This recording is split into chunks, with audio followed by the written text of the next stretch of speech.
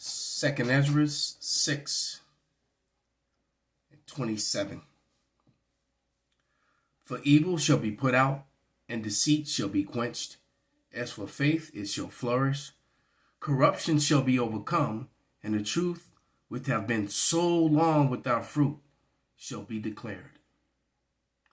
Call Halal, Yahawah, Bahasham, Yahawashi, Bahasham, Qadash. Double honors unto the apostles, double honors unto the elder bishops. Salutations to all my fellow laborers doing this work in truth and sincerity, risking their lives and their freedom to do so, now more so than ever. To the scattered elect that are scattered around the four corners of the earth, that be like unto the speckled bird among the heathen that look like the heathen.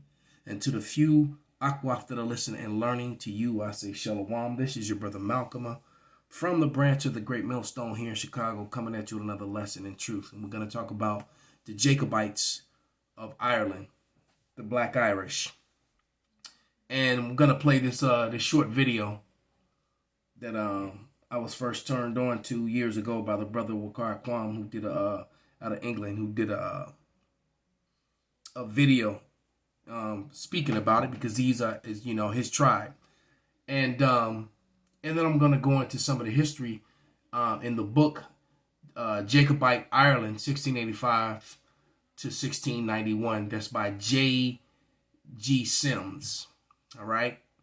And read, some of it, and then give a commentary and some scripture. So without any further ado, the Black Irish of Montserrat with their Irish accents in the Caribbean. And they even have those features that you see on the average Irish person.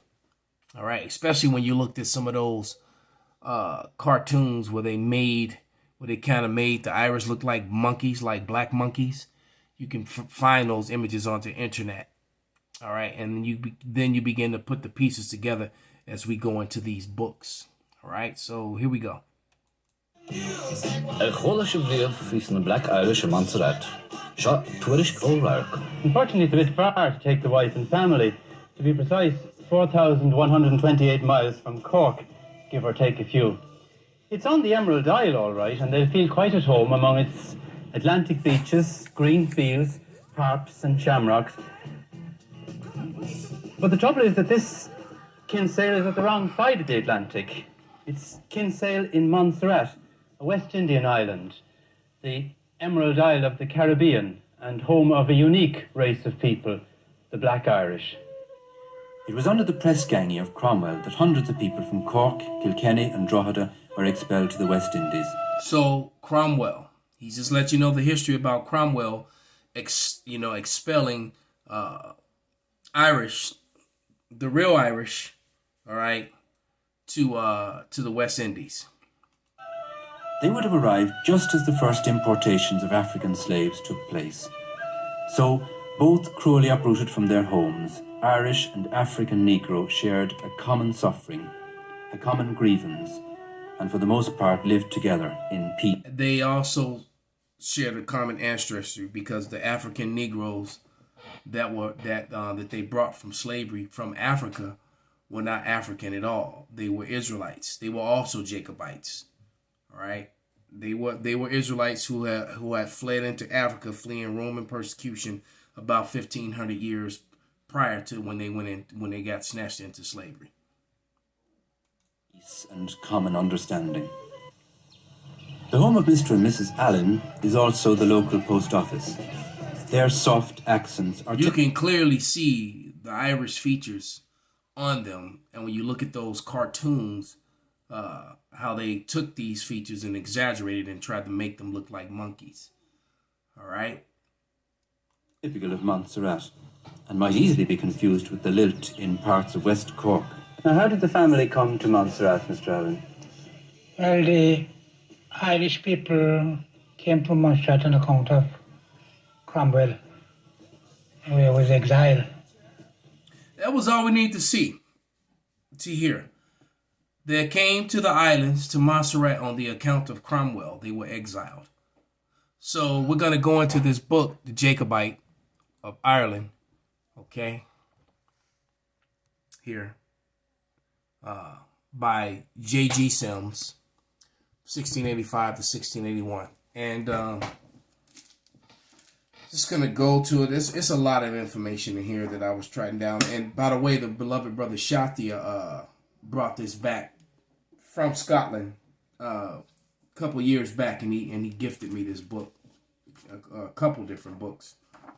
All right, but I've these last few years, brothers have beautiful brother Zadok also sent me quite a few books. But yeah, this is where I want to start. Page 120, and I'm going to read to about 123, and I'm going to read through a couple of paragraphs, things that I've highlighted, and then give some commentary. And one thing I'll tell you out the gate, too, throughout this book, I haven't read the whole book. I'll skim through it. But one thing that I've yet to see, when you read about period pieces and you read about Scotland, Ireland, Britain, or any of those places, the one thing that you never hear in anything, any period pieces, any literature predating, that's speaking about or predating Renaissance, you never hear the word Europe. All right, and I've been saying, and presenting the map, that Europe, this is a map of Asia that I keep on deck. All right, and though they painted the portion that they call Europe yellow, it's from Spain all the way across to the Manchurian Plain, to South Korea, North Korea. It's the same landmass. You can go by land and don't have to fly and go all the way to Spain, all right, to the most western end of Europe, all right? And they even call the people that are from what you're looking at, what they refer to as the Middle East, the people from that region, especially from Pakistan and India, they refer to that as Western Asia, and it is. This is all West in Asia. West in Asia, and you do hear about Spain and Asia in the Bible, specifically in the book of 2 Maccabees around the 8th chapter. What you never hear in the Bible doesn't mention Europe once. Doesn't exist. All right? So just keep that in mind about control, narrative control, and things of that nature. But this is page 120. It says, William's hopes of getting the Irish Jacobites to surrender had soon faded. All right? Sending Richard Hamilton to Tyrconnell in January 1689 proved to be a deplorable fiasco. A month later, William had published a declaration promising religious toleration and security of the property if the Jacobites surrender. All right? Then I'm going to jump down to here to the next paragraph. It says, William, with some justification, was suspicious of the English regular army and was not prepared to make use of it in Ireland.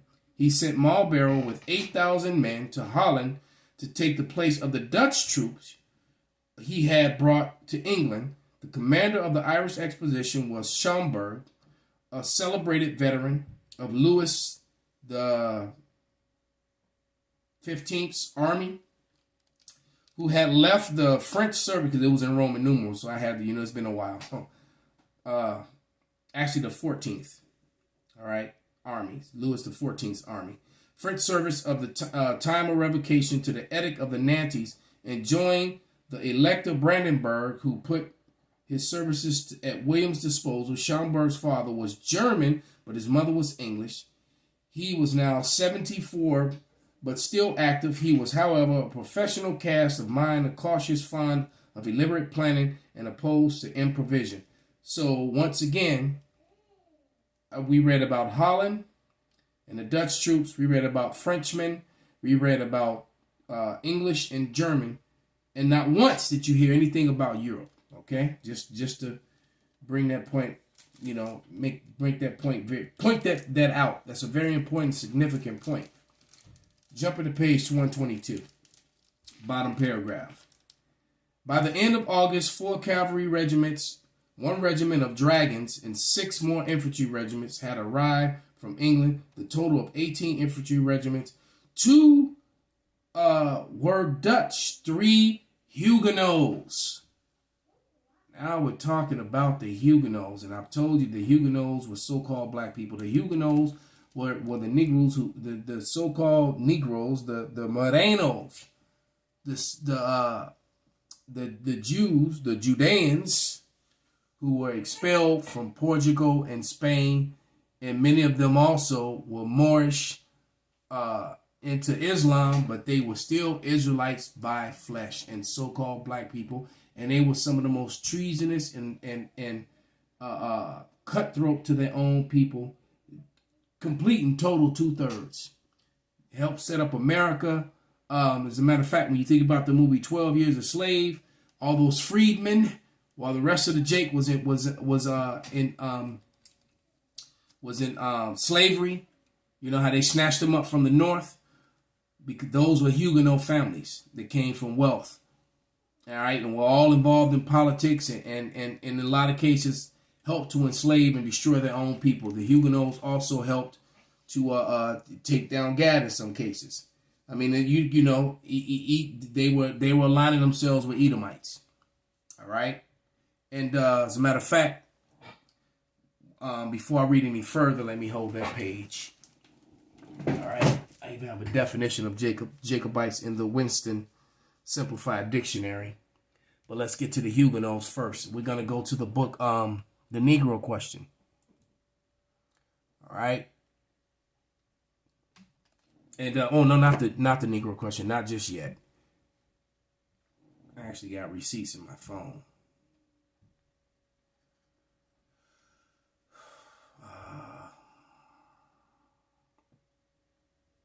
Where are these images?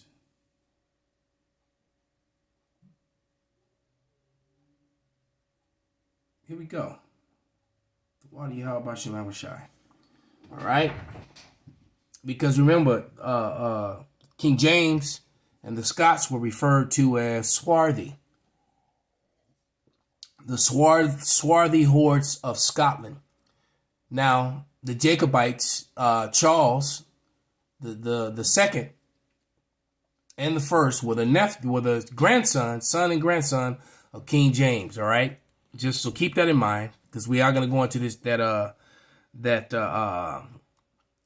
Negro Question, the missing link, the Negro Question Part 4. But here we go. Swarthy, all right. To breed, swart, darkly brown, just the highlighted parts. Swarthy, all right. Dark brown complexion, black, dusky, tawny. All right. Now remember the letter that and this is talking about what? Who? The Huguenots. All right. Now remember the letter that Ben Franklin wrote about, the people of America and of Germany and of Scotland and in Ireland. There are all these different places. We have to read that dude being of the swarthy complexion, a tawny complexion. But here we go. These are Huguenot Protestants. Same as the Jacobites. All right. It says, and will the third of equality unprocessing characteristics, namely Jeremy Fevre, the minister from the can't pronounce that word, very tall, black and frizzy hair, swarthy complexion, wide nostrils, and coarse, thick lips. Also talking about the Huguenots. All right. This is from the book, The Huguenot Protestants.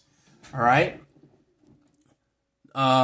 Northern Notes and Queries of the Scottish Antiquary. All right. Meaning antiquity. All right. By Reverend A.W. Cornelius Halen, established in 1886, I believe it says. Once again, Volume 4, The Huguenot Protestants. So we're talking about Jacobites here, proving that they were swarthy, and that's why they used the word black and came up with this thing called black people. They replaced the word swarthy, they replaced it with black. All right? because those are images of King James on the cover of that book. All right. And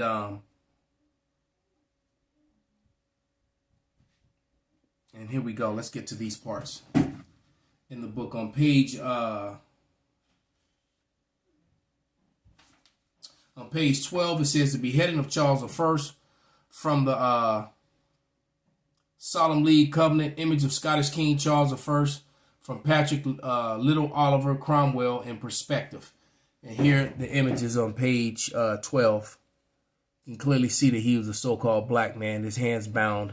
They're about to chop his head off in his hat and his thick lips. But it says the image is the actual eyewitness account of the black King Charles I, King of Scotland, who was being prepared to be beheaded by the English. And this is when the Edomites had taken it over.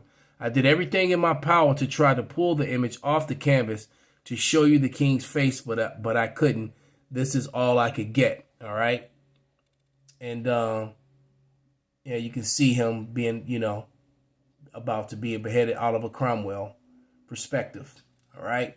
And on page 13, it says the location, the son of King Charles I, and whose nickname was Black Boy. So King Charles' nickname was Black Boy. All right. He was the king of England, Wales, France, Scotland, Iberia, Spain. Hadn't mentioned anything about Europe yet. Remember, Europe is a social construct that they created, just like they created black. When they replace, swarthy and replace it with black, they took the portion of the landmass that they call Europe today, out of, that's why it's called Eurasia, because it is in Asia. But they took that portion and started calling it Europe so they could support all this made up white superiority stuff that they created, this whole Caucasian and white people thing, which is completely and totally made up. All right. But he was the king of England, Wales, France, Scotland, Iberia, Spain, and Ireland. Now remember the letter that matter of fact, let's get that. I have that on deck. We have that receipt. The letter that Ben Franklin wrote in 1751. And it was called Observations Concerning the Increase of Mankind, 1751. And, people try to make mockery, say he was drunk and all this other stuff. But the last paragraph, paragraph 24, it reads, which leads me to add the remark that the number of purely white people in the world, and there was no such thing, they made it up, in 1681, not even 100 years before, prior to this letter was written, right? Because they weren't called themselves that before that. But it says that the number in the world is proportionally very small. All Africa is black or tawny. Remember that word black and tawny again. Tawny is also exchangeable with swarthy. Asia chiefly tawny. So Asia, all of Asia, from Spain, and he's going to prove it. All right? From Spain all the way to North and South Korea, to Japan. All right? From the most western point of Asia, where it touches Africa, all right, where it's sitting over Africa, to the most eastern part of Asia, where it's facing the Pacific Ocean. All right? And it says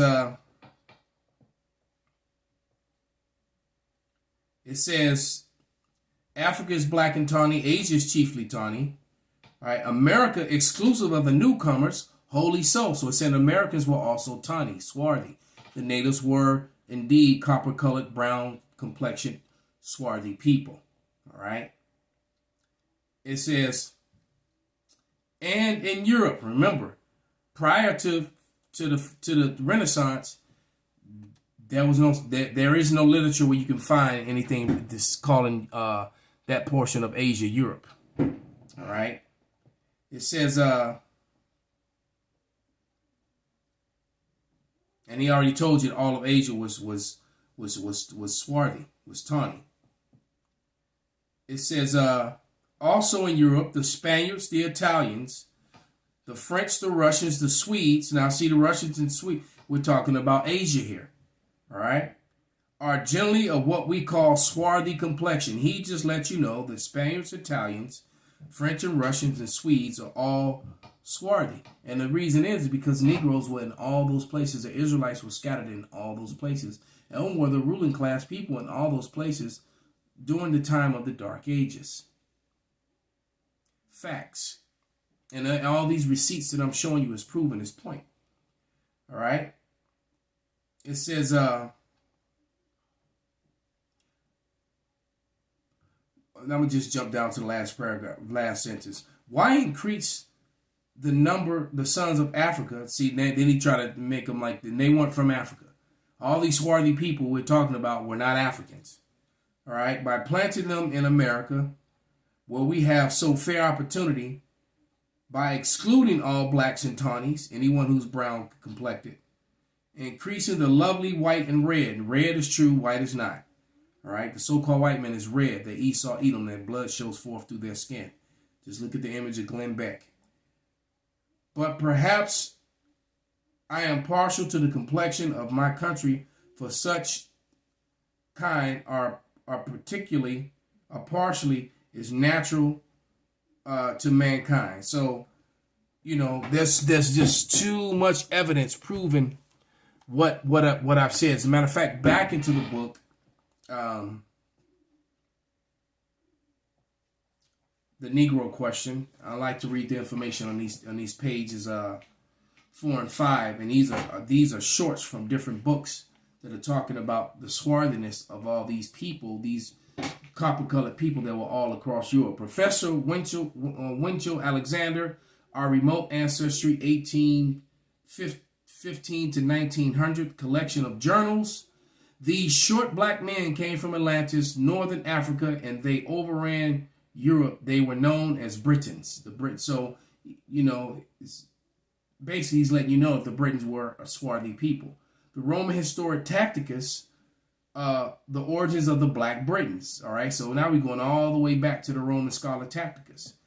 He's letting you know the Britons were black. All right, well, they were swarthy. Remember, they replaced the word black for swarthy. So I'm going to do the reverse. I'm going to just keep saying swarthy. The Iberians are black. And Iberians, that's Spain. That's where Spain, the whole Irish and Scottish portion of that part of Asia. The Iberians are swarthy people with curly hair. Anthropological Reviews, Society, London, Volume 8. All right. Joseph Riston, The Annals of Caldinian Picts and Scots. These are, all right. He's saying the Picts, who were actually Japhetic people. All right. The Volume 2, pages 7 and 27. The Picts and Brits are brown complexion with curly hair. Swarthy. Ivan Sertima, African Presence in Europe, page 225. The Britons look like Ethiopians. Can the Ethiopians change their spots? It's Amos 9 and 7 there. All right.